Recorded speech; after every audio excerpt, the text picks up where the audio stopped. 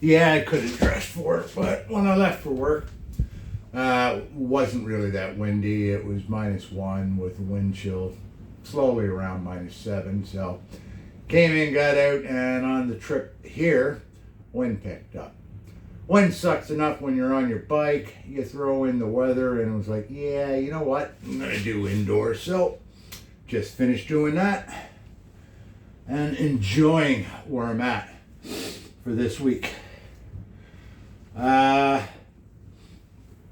I've got to put serious effort into moving, bending, stretching, doing everyday mundane things to reach hesitation points for my knees. Back to the mundane things, walking to and from around work, going up and down stairs, sitting, any lengths of time, standing back up, not needing to engage my core to stand back up.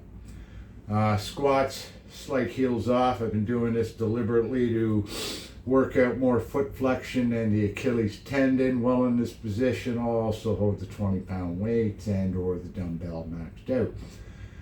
And I have been getting improvements. Mentioned often enough, the improvements within my feet wind up traveling up my legs. I can feel different sensations across the whole area of my knee. It's not just restricted to a specific band or point.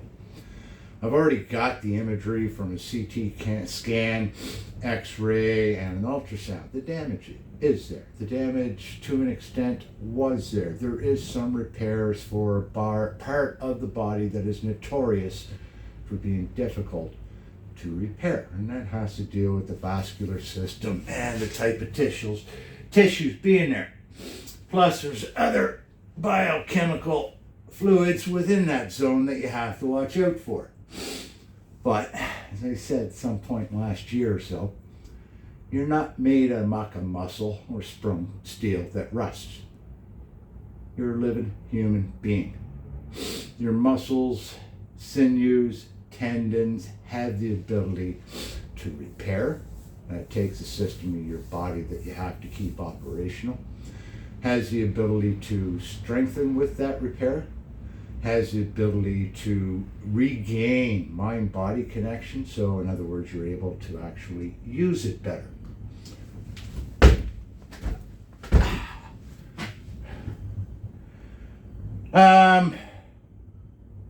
But again, it boils down to you got to move it or you lose it.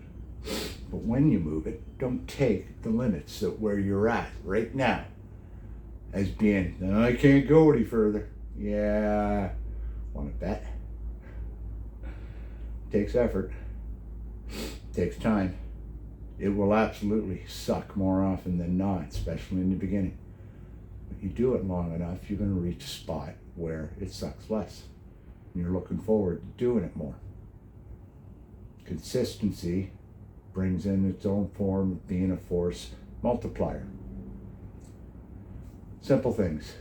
Held this squat now for, going on 4 minutes? I can do it longer. I've done it 20, 30 minutes working on the equipment. Getting into the squat, when you're sitting like this, it's called sandbagging.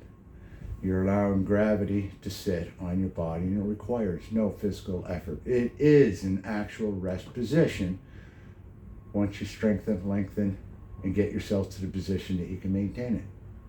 But the best part is, and I've already showed different examples of it, is you can go from a deep squat to palms on the floor, back down, for, currently I'm up to about 40 times. 40 being another magic number. When you're dealing with static and dynamic stretching, which is another way of saying you're putting your muscles under various degrees of tension coming from yourself, or you could even use weights up to an extent. You still want to think about light weights and holding your body within your ROM zone to maintain a position or a pose. That takes muscle tension. Using muscles in the beginning, I could only do 10 seconds, and that was my goal. 10 went up to 16, 16 went up to 20, 20, 30, 30 to 40. And at 40, that muscle tension actually creates tears, and there's studies out there showing that you can gain muscle mass on that magic zone of 40. Now, by how much? Well, do your own research. May surprise you, may not.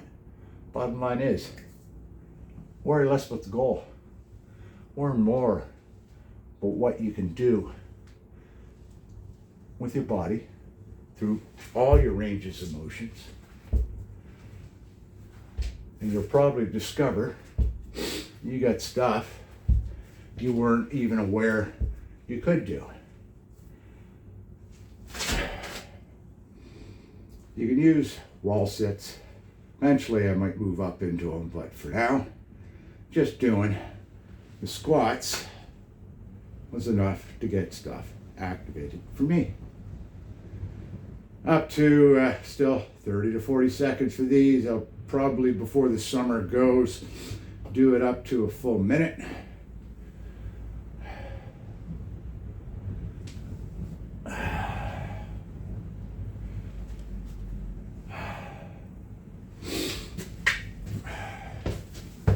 Another one.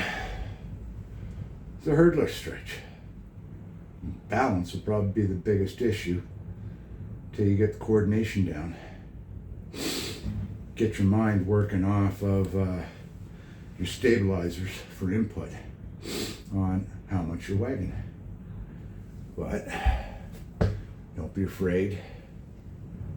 Go trailing leg fully on the floor, arch down, or correction, instep down, and knees over toes, much as you can. Reverse lunge. Odds are, hammies and knees and ankles won't allow this. No, mine couldn't.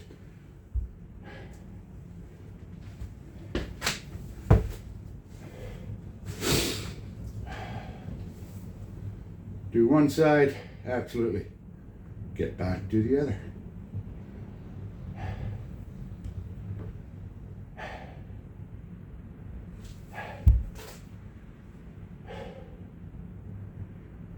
Shut this one down soon. Finish off my workout. Got a trip down to Calgary with Sarah for a swim meet. Be leaving tomorrow. Figure out what I'm going to be doing for exercises there.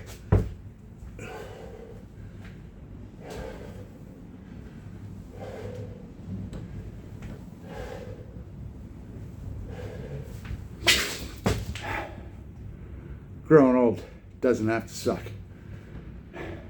But yeah, you want to fix that? Probably will. You have a good day.